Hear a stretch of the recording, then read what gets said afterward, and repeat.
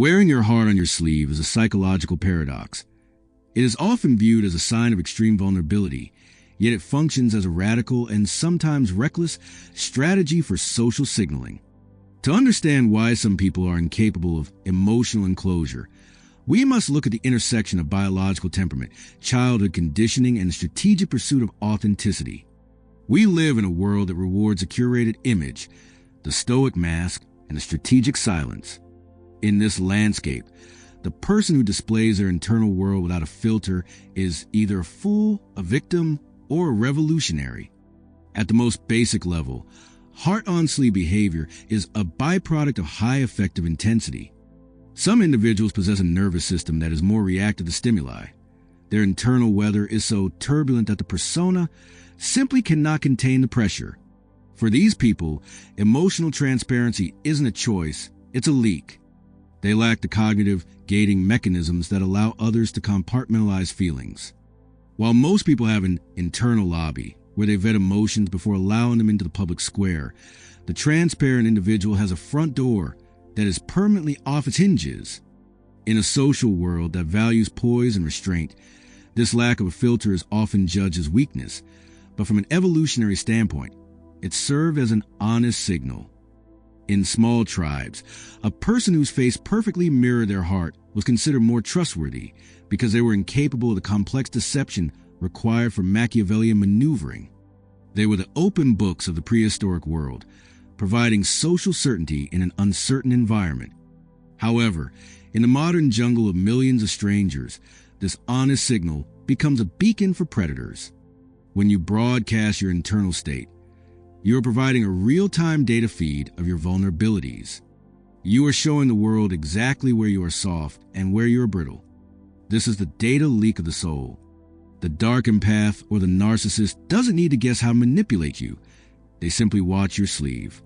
They see the micro gestures of your seeking approval, the flash of hurt in your eyes when ignored, and the desperate warmth you offer at the slightest kindness.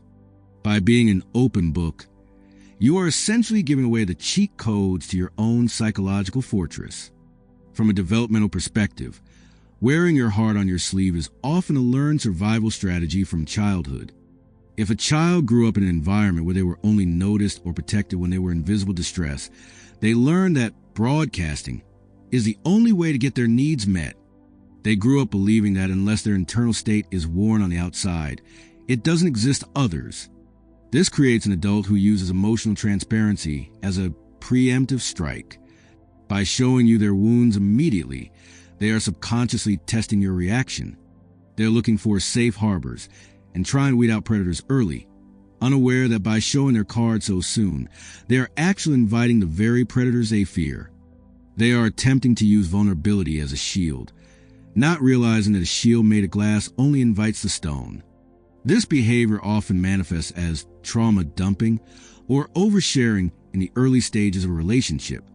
It is a frantic search for validation, a way of saying, if you can't handle my darkness now, I need to know before I invest.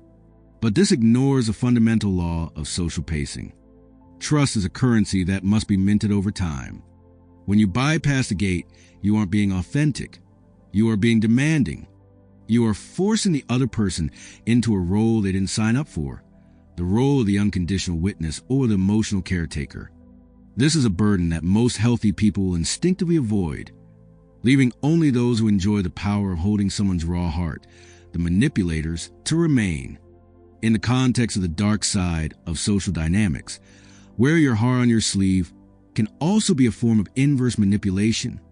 This is the authenticity trap. By being aggressively vulnerable, the individual creates a social debt. When someone pours their heart out to you, the unwritten rules of social reciprocity suggest you must do the same. This forces a level of intimacy that may not be earned. It is a way of force-folding the distance between strangers. While it feels like honesty, it can actually be a way to bypass the slow, natural process of building trust, using emotional intensity to hijack the other person's empathy. It is an empathy heist, where your feelings are held hostage by someone else's performative pain. Furthermore, this transparency often hides a deep-seated fear of the shadow. By being all heart and all light, the individual denies the darker, more aggressive parts of their nature. They use their vulnerability as a moral high ground, implying that because they are sensitive, they are inherently better than those who are guarded. This is the arrogance of the open heart. It is a refusal to integrate the warrior archetype. A heart on a sleeve is a heart that is not protected by a ribcage of boundaries. Without the ribcage, the heart isn't just open, it is deformed by the pressure of the outside world. It becomes a servant to the environment rather than the master of its own beat. However, there is a sovereign version of this trait.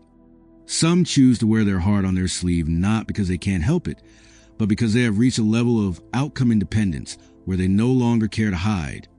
This is a warrior empath configuration. They realize that the energy required to maintain a mask is a tax on their creativity. By being radically transparent, they effectively burn the ships behind them. They are saying to the world, here's the truth of my state. Do with it what you will. This creates a filter that repels the fake and attracts the real. It is a dangerous path, but for the person who has integrated their shadow, it is the ultimate expression of power, the power of having nothing to hide. This is the transparency of the king, not the leakiness of the victim.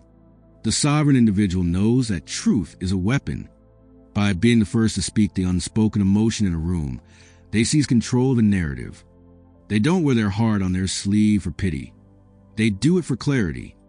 They use their emotional intensity to cut through the social fog of politeness and pretense. When you are unshakable in your own truth, your vulnerability becomes a form of aura. People are drawn to it because it is rare, but they are also intimidated by it because it suggests you have nothing left to lose. You have already faced your own darkness and put on display.